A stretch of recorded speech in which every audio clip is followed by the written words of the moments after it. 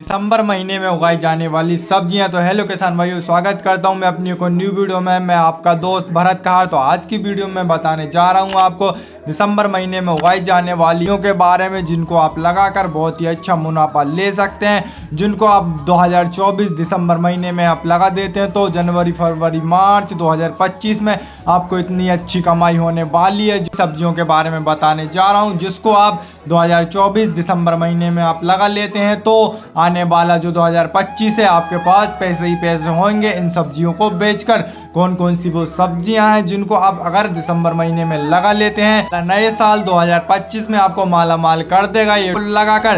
तो किसान भाइयों, कौन कौन सी वो सब्जी मैं अभी आपको एक एक करके उनकी संपूर्ण जानकारी देने जा रहा हूँ। जैसे उचित बीज का चयन किस तरीके से करना चाहिए, कौन सी सब्जियों को किस विधि से लगाना चाहिए, कौन सा खाद देना चाहिए, लाइन से लाइन की दूरी क्या रखनी चाहिए, पौधे से पौधे की दूरी क्या रखनी चाहिए, तो इससे संपूर्ण जानकारी मिलेगी। तो किसान साथियों, नंबर 1 पे जो हमने जो खेती ली है वो भी बहुत ही शानदार, बहुत ही अच्छा उत्पादन देने वाली खेती है, वो है कद्दू की खेती। तो किसान साथियों, बात कर लेते हैं कद्दू की खेती हमको किस विधि से करनी चाहिए और क्या क्या हमको खाद लेना चाहिए और कौन सा बीज लेना चाहिए, चलिए बताते हैं। किसान साथियों, कद्दू की खेती आप कर रहे हैं तो सबसे अच्छा चुनिंदा बीज जो आपके एरिया में, आपके एरिया के हिसाब से जो बेस्ट क्वालिटी का जो बीज आता है उसका चयन कर कर आप कद्दू का बीज का रोपाई कर दें, मतलब नर्सरी डाल दें, या तो फिर सीधा आपके खेतों में ही लगा सकते हैं। कद्दू की खेती कर रहे हैं तो कद्दू की खेती को दोनों विधि से लगा सकते हैं, या तो नर्सरी डालकर लगा सकते हैं या फिर सीधा बीजा आप खेत में ही लगा सकते हैं। दोनों तरीकों से कद्दू की खेती की जाती है, नर्सरी विधि से भी और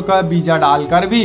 तो कद्दू की खेती करने के लिए हमको कौन कौन से खादों का उपयोग करना चाहिए, चलिए किसान भाइयों बताते हैं। सबसे पहले तो हमको गोबर का खाद जैसे ट्राली 2 ट्राली हमारे खेतों में बिखेर लेना चाहिए, जिससे हमारे कद्दू का साइज आने वाले समय में हमको बहुत ही अच्छा देखने के लिए मिलेगा। तो कद्दू का बीज की बात कर लेते हैं किसान साथी। एग्रीसीड्स की 1001 वेराइटी, बीएनआर की है वेराइटी, अनुज वेराइटी को लगा सकते हैं। काटा का नकुल वेराइटी भी बहुत ही अच्छी वेराइटी है। आइको की माही जो 3 नंबर से आती है उनको आप लगा सकते हैं। मतलब कद्दू का ये चुनिंदा और टॉप 4 जो बीज हमने आपको बताया, तो इन बीजों का आप चयन कर कर जो भी आपको पसंद हो इन बीजों का चयन कर कर आप कद्दू की खेती कर सकते हैं। तो किसान साथियों, बात करते हैं लाइन से लाइन की दूरी हमको 7 से 8 फीट रखनी चाहिए। वहीं पौधे से पौधे की दूरी 2.5 से 3 फीट के समथिंग रखनी चाहिए किसान साथियों, और नॉर्मल विधि से इसकी खेती कर सकते हैं। तो किसान साथियों, नंबर 2 की बात कर लेते हैं। नंबर 2 पे हमने जो खेती ली है वो है बैगन की खेती। तो किसान साथियों, बात कर लेते हैं दिसंबर महीने में बैगन की खेती किस विधि से करनी चाहिए और कौन सा बीजों का चयन करना चाहिए। तो चलिए किसान भाइयों बात कर लेंगे। सबसे पहले तो हमको बैगन की नर्सरी तैयार करके खेतों में प्लांटेशन कर देना चाहिए। अगर आप दिसंबर महीने में प्लांटेशन कर रहे हैं तो बहुत ही अच्छे समय में आप प्लांटेशन कर रहे हैं। तो किसान साथियों, और बात कर लेते हैं कौन कौन से वेराइटी को आप लगा सकते हैं। जैसे कुछ वेराइटी लंबी आती है, कुछ मोटी आती है, कुछ कठोर टाइप में आती है, ऐसी कोई वेराइटी आती है। जो वेराइटी आपको पसंद हो और अच्छी लगे आपको, उस हिसाब से आप लगा सकते हैं। तो किसान साथियों, सबसे पहले बात कर लेते हैं बाजार भाव। बाजार भाव भी 25 से 35 रुपए प्रति किलो का बाजार भाव देखने के लिए मिलता है। अब बात कर लेते हैं चुनिंदा बीजों की। चुनिंदा बीज ये आपको बीएनआर कंपनी का कितना शानदार बीज दिख रहा है, बहुत ही अच्छा बीज है ये। वैरायटी की जनक को आप लगा सकते हैं। और बात कर लेते हैं बीएच की अक्षिता को आप लगा सकते हैं। बीएच की बंथिरी के जो नाम से आती है उनको आप लगा सकते हैं। बात कर लेते हैं बीएनआर की जो 212 नंबर बीएनआर की आती है उसको भी आप लगा सकते हैं। तो 5 जो मैंने आपको बताई इन वेराइटी को आप चयन कर सकते हैं। किसान आपके खेतों में दीमक की समस्या देखने के लिए मिलती है तो आप सिजेंटा कंपनी की वर्टिका को प्रति एकड़ 2 किलोग्राम के हिसाब से बुआई के समय इनको अपने खेतों में बिखेर देना चाहिए, जिससे कि आने वाले समय में हमको दीमक की समस्या ये देखने के लिए नहीं मिलेगी और आपको बहुत ही अच्छी बैगन की फसल देखने के लिए मिलेगी। साथ ही में हमको गोबर की खादों का भी उपयोग करना है, जिससे कि हमारी बैगन की फसल बहुत ही अच्छी तरीके से और बहुत ही शानदार बने। अब बात कर लेते हैं पौधे से पौधे की दूरी 1.5 फीट के समथिंग रखनी चाहिए। वहीं लाइन से लाइन की दूरी 4.5 के समथिंग फीट रखनी चाहिए। सबसे पहले हमको नर्सरी तैयार करके हम अगर दिसंबर महीने में हमको प्लांटेशन कर देना चाहिए, जिससे कि आने वाले समय में हमको बहुत ही अच्छा हमको बाजार भाव देखने के लिए मिलता है। किसान साथियों, ये थी बैगन की खेती। तो किसान साथियों अब बात कर लेते हैं नंबर 3 पे हमने जो खेती ली है वो भी बहुत ही शानदार, बहुत ही जबरदस्त, वो है हरे मटर की खेती। किसान साथियों हरे मटर की खेती करने के लिए कौन सा बीजों का चयन करना चाहिए, कौन सा खाद को हमको हरे मटर की खेती में उपयोग करना चाहिए और कौन से चुनिंदा जो बीजों है आते हैं उनको उपयोग करना चाहिए, मतलब हरे मटर की खेती करने के लिए। किसान साथियों हरे मटर की खेती करने के लिए बहुत ही अच्छा और बहुत ही शानदार, बहुत ही क्वालिटी वाले बीज आते हैं, उनको आप चयन कर सकते हैं। जैसे कि मैं अभी आपको वीडियो में बताऊंगा, इस तरीके का आप जो भी आपको पसंद हो उस तरीके का बीज आप चयन कर सकते हैं। आपकी चॉइस के हिसाब से बहुत ही अच्छा और बहुत ही शानदार उपज देने वाले अभी मैं आपको बीज बताऊंगा। जैसे मिर्च मटर, पेंसिल मटर, हरी लंबी मटर के 10 मटर को लगा सकते हैं। और नंबर 2 पे जो बीज हमने लिया है वो है GS10 मटर को लगा सकते हैं। बहुत ही अच्छा और बहुत ही क्वालिटी वाला बीज है। इनपुट वाला बीज को भी आप लगा सकते हैं। बहुत ही शानदार, बहुत ही अच्छा जो बीज देखने के लिए मिलता है हमारे मटर की खेती करते हैं। तो मतलब हरे मटर की खेती, अगर मिर्च मटर, लंबी मटर, पेंसिल मटर को आप चयन कर सकते हैं तो इनको लगा सकते हैं। किसान साथियों अब बात कर ले 60 दिन में तैयार होने वाली जो आपको मोबाइल स्क्रीन पर ये मटर की क्वालिटी का बीज दिख रहा है, इनको आप लगा सकते हैं। नंबर पे AP3 को लगा सकते हैं और दूसरे नंबर पे PSM3 को भी आप लगा सकते हैं।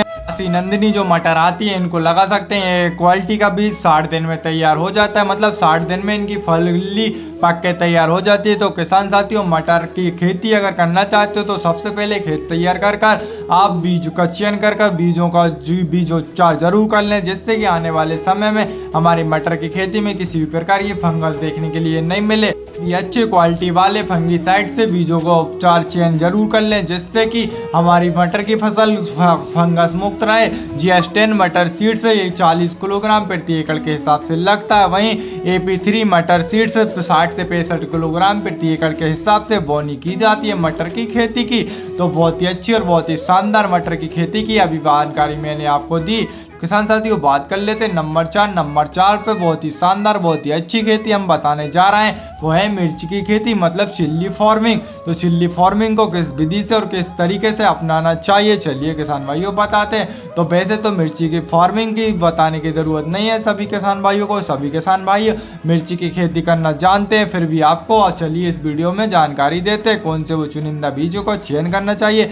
किसान भाइयों मल्चिंग पेपर पर भी आप मिर्ची की खेती कर सकते हो, बिना मल्चिंग पेपर के भी आप मिर्च की खेती कर सकते हैं। बहुत से किसान भाई बिना मल्चिंग पेपर के भी मिर्च की खेती करते हैं और बहुत ही अच्छा प्रॉफिट और बहुत ही शानदार प्रॉफिट लेते हैं, मतलब बिना मल्चिंग पेपर के भी लगभग 3 से 4 लाख रुपए किसान भाई बचा ही लेते हैं। वही बात करते हैं एडवेंटा की AK47 मिर्च को आप लगा सकते हैं, दूसरी 191 वैरायटी को आप लगा सकते हैं, की नापतेज की जो वैरायटी आती है उसको आप लगा सकते हैं, इसकी सोनल और BNR की जो सुनीति वैरायटी आती है इसको आप लगा सकते हैं। बहुत ही शानदार, बहुत ही अच्छे मैंने आपको मिर्ची की सीड्स अभी आपको बताया। वही बात कर लेते हैं प्रति एकड़ 60 से 80 प्रति एकड़ के हिसाब से बीज को हमको चयन करना चाहिए, किसी भी कंपनी का आप लगा सकते हैं। वही बात करते हैं लाइन से लाइन की दूरी 5.5 फीट रखनी चाहिए, वहीं पौधे से पौधे की दूरी 1 से 1.5 फीट के समथिंग रखनी चाहिए मिर्च की खेती की।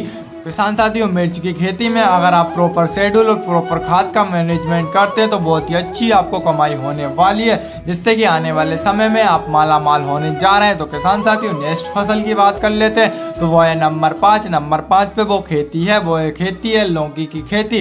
तो लौकी की खेती किस विधि से करनी चाहिए और कौन कौन से बीजों का चयन करना चाहिए चलिए किसान भाइयों बताते हैं। सबसे पहले बात कर लेते हैं, अगर आप मल्चिंग पेपर पर भी लौकी की खेती करना चाहते हो तो कर सकते हैं, अगर आप मल्चिंग पेपर पर नहीं करना चाहते तो वैसे ही बिना मल्चिंग पेपर के कर सकते हैं। ये 3 जो बीज मैं आपको दिखाने जा रहा हूँ वो भी बहुत ही शानदार, बहुत ही अच्छे क्वालिटी का जो बीज है वो है पहले नंबर पे BNR का हरुना नाम से आता है, दूसरे पे सरिता BNR का सरिता और तीसरे नंबर पर भी बहुत ही शानदार, बहुत ही अच्छा क्वालिटी का जो बीज अभी मैंने आपको बताया। वही बाजार भाव की बात कर लेते 30 रुपये प्रति किलो के हिसाब से बाजार भाव हमको लौकी के मिलते।